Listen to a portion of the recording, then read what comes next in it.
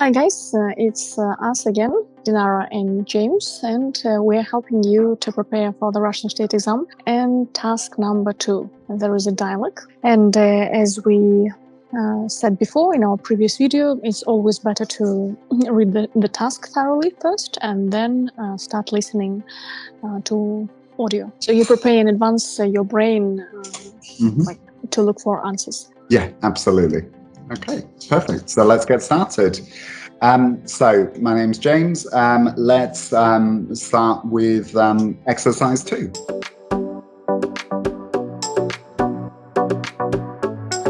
So with this one, with exercise 2, we have a dialogue, and you've got 1, 2, 3, 4, 5, 6, 7 potential answers. Let's see if it's, whether they're true or false or not stated. Okay, so not stated is if they don't talk about that, by the way. So the 7 true or false questions are: Greg studied in Russia for a year, is A. Mary wants Greg to give her some advice, B. Mary still needs a visa to get a visa to Russia. And then the next one is D. Greg thinks Mary shouldn't take cash. E. Greg and Mary live in London. F. Mary always tips waiters in restaurants. G. Greg disliked Russian soups. It's going to be very interesting dialogue, as I feel. Yes, absolutely. I think it'll be an interesting one too. Okay, so we'll get started with the dialogue, and Greg and Mary are going to be speaking, and then we'll see which ones are true or false. Okay. Hello, Mary. It's so good to see you. How are things? Oh, hi, Greg. I'm fine, thank you. What about you? I'm okay, thanks. Congratulations on your summer holidays. I hope you are going to do something really exciting during them. Actually, I'm going to travel to Russia. Russia? It was such a great choice. I spent a year in Russia as an exchange student, and I absolutely loved the country. Oh, I've clean forgotten you've been to Russia. It's so good we've met today then. I hope you can give me some useful tips on my future trip. I'll be glad to be of some help. What would you like to know? Well, let me think. I have got my visa already, and I've booked my trip with a travel agency. So I guess I have just a few practical questions. So, go ahead. Okay, the first issue is the money. Should I take cash or can I pay by my credit card? If you stick to bigger cities, your credit card should be fine. In very small towns, paying by credit card or withdrawing cash could be a problem, though. Oh, I won't go to any small towns. The tour includes just big cities like Moscow or St. Petersburg. Then you don't need to worry. You'll find exchange offices and ATMs at banks without any problems. If I were you, I'd take some cash just to be on the safe side, plus the credit card. Did you have an impression that it's safe in Russia? You can visit any place and peacefully walk on the streets. However, you can easily become a victim of pickpockets in the underground. So take care of your wallet and don't keep a lot of cash on you. Well, no surprise here. London is just the same. What would you say about the food? Is it much different from what we have here in the UK? I'm sure you'll find something to your liking. The only problem you can face is that they seldom have a menu in English. Should I tip? If you wish. Tipping is expected, but not mandatory. In any case, check your bill before paying. Which dishes did you like most of all? Well, I thought soups were quite nice. Generally speaking, Russian cuisine is not spicy. I think you'll like it. Thank you, Greg. I'll let you know about my impressions when I get back. Okay, have fun. I will. Before we start giving answers, I have several things to say. James, here she's saying, I've clean forgotten. It's such a new phrase for me. I haven't heard about this phrase. Yeah, it does exist, absolutely. So I've clean forgotten. I have heard it. It's not very commonly used. The most common one you'll hear native English speakers mentioning is I'd completely forgotten. about your trip, that you've been to Russia. That would be the most common way that somebody would say that. So clean forget, yeah, it does exist, but it's not as common as completely forget. So that's why it surprised me. Guys, the authors of this Russian state exam, they are Russian-speaking people, and it's good that we have James who, let's say, says as a native speaker that no, it's rare. And another one, once, for example, here, she's saying, should I tip? I remember how one American teacher told me, like, oh, should is very British. We do not say. For British, they say should, shall, because they have the Queen. And we are very democratic, blah, blah, blah.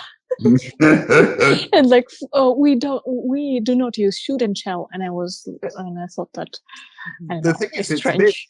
Shall definitely is rare, really rare in American English. Like that they would only really use that specifically in things like, shall I? They might say ask the question, shall I open a window? Should, I mean, I've heard that from Americans sometimes, so that one I think is a little bit more common. The one that is also fairly rare for American English speakers is must. Is not very commonly used. So that it's must and shall, I've noticed, are the biggest differences. But the interesting factor is that sometimes they can speak more informally, but sometimes they can also speak more formally than British English speakers. So a good example is in the shops, you always get sir or ma'am. As in Britain, you'll get that in some shops, but not all of them. It's that, you might also get more informal terms of dress as well. So, mate, for example. So you might get more informal ones as well. So, yeah, on some things they can be more formal, and other things they can be more informal. I graduated from English school, and mainly, so we were influenced by the British culture there. We were reading a lot about history of England and the UK, and they taught us British accent. And I feel much more comfortable when I go to the UK. And when I go to the US, I feel they are too informal. Do you know what I mean? That's quite. They're more direct, certainly. Yeah. Well. So that's another factor. Yeah. No, I understand what you mean. It's these interesting sort of cultural differences. Even though it's one language, right? Yeah, absolutely. And so and one of the other topics that they mention in the text is a big cultural difference as well is tipping. So it's interesting because in the US, it's the waiters make most of their money through tips. So they're paid a very low hourly rate, but there is a culture where tipping is mandatory. You have to tip 15% for good service. So that's another one so that's another sort of cultural factor they mention in the text that's also quite different between the UK and the US. So it is a very different country, absolutely. And in China, they never tip. Interesting. Yeah. So is it frowned upon? As in it's like it's something you shouldn't do. It's you shouldn't do. They will return you money. I see. And maybe sometimes maybe they will feel uncomfortable. So do they consider it a little bit insulting then? As in, a bit, yes. How dare you give me extra money? As in, sometimes. Yeah. I've heard that is the case in some countries. To be honest, dining when it comes to culture is very complicated. So in some countries, in some cultures, you have to finish everything on your plate. In other ones, you need to just leave a little bit of food on the plate. In some, as in what you use to eat, whose drink is poured first. It's many things to do with dining are very complex. From culture to culture, they can be very different. Thank you. So now let's have a look at the true or the false. So let's look at let's go back to the very first point here. So Greg studied in Russia for a year. So yes, he did. So we can see that from when Greg says, I spent a year in Russia as an exchange student, and I absolutely love the country. So that's a good example. So that is definitely true. An exchange student, it is, it is a form of studying. So that's true. Now we'll look at the next one. Mary wants Greg to give her some advice. I think even without looking back at the text, I think I believe that's true as well. So, so it's so good we've met today then. I hope you can give me some useful tips. So tips, it's a synonym for advice. So it's another way of asking for advice. And then the next one, Mary still needs a visa to get a visa to Russia. So let's have a look if she needs a visa for Russia. So she still needs to get her visa. No, because she says here, I've got my visa already. So we know that she's got the visa and she's already booked the trip, so that one is false. Because she doesn't still need to get it. She has sorted that part out. Okay. So C is false. Yeah, exactly. C is false. So A is true, B is true. So far, A is true, B is true, C is false. Greg thinks Mary shouldn't take cash. Well, what he does say about money is that if she's just going to big cities, then she can stick to her credit card. Because she states in this that she doesn't plan on going to any small towns or rural parts of the country. So she's going to stick to Moscow and St. Petersburg, so some big cities. So that one is, but he doesn't say exactly she shouldn't take cash, because he does actually say if she does go to other places, it's then it's a good idea. He says here, if I were you, I'd take some cash just to be on the safe side. So he does say she should take some cash. Although he also says that she would be unlikely to need it because she's sticking to big cities. So so that one is false. Maybe not stated. Yeah, could also. Well, as in, I think it's still false because he advises her to take some cash with that one. Okay, thank you. So false. Yeah. Yeah, so I would go with, he advises her to take a bit of cash just to be on the safe side. So I would go with false for that one. Thank you. Greg and Mary live in London. Let's find out. It's not stated as far as I can see. It's implied that Mary lives in London.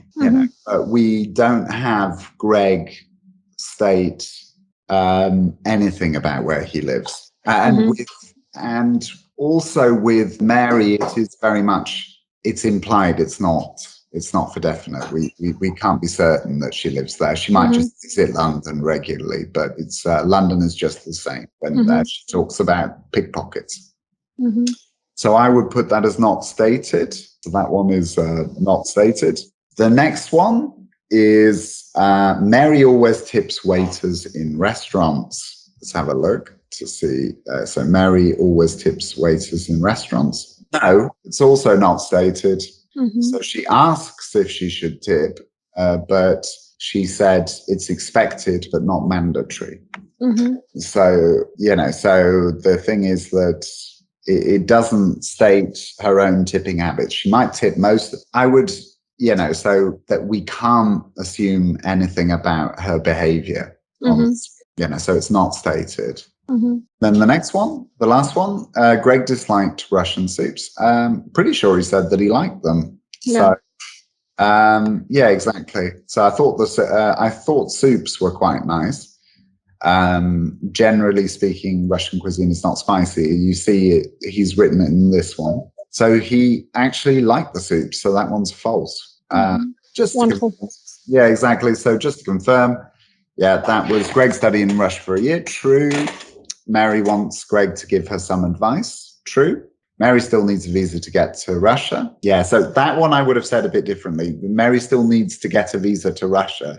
It still needs, so I would say still needs a visa for Russia is most common. That is the way I would say that. So that one is false. She's already got it. Greg thinks Mary shouldn't take cash. False. Greg and Mary live in London, not stated. Mary always tips waiters in restaurants, not stated. And then finally, Greg does like Russian soups. False. Wonderful, James. It was thank you for pointing to let's say some mistakes in this exam. It's very useful because certain things, they are more natural for you. And do you agree that when we prepare for those exams, they teach us thinking? I think it's they do, but it's in a sort of formalized structure. So I think they do, but it's in a so thinking for yourself is very important when it comes to tackling these exams. So knowing what to look for and what patterns to be aware of is really important. Yes, thank you. Very interesting, and I'm very happy that we also tell our students things about culture. And task number 3, we're going to study in the next video. Guys, write your comments. Are you okay that we always speak in English, or you need my translation into Russian? My opinion as a teacher, of course, it's better for you to try to listen our videos to be all in English, and thankfully to this, you will learn to listen in English fast speed speech. And I see you in the next video. James, thank you. See you in the next video.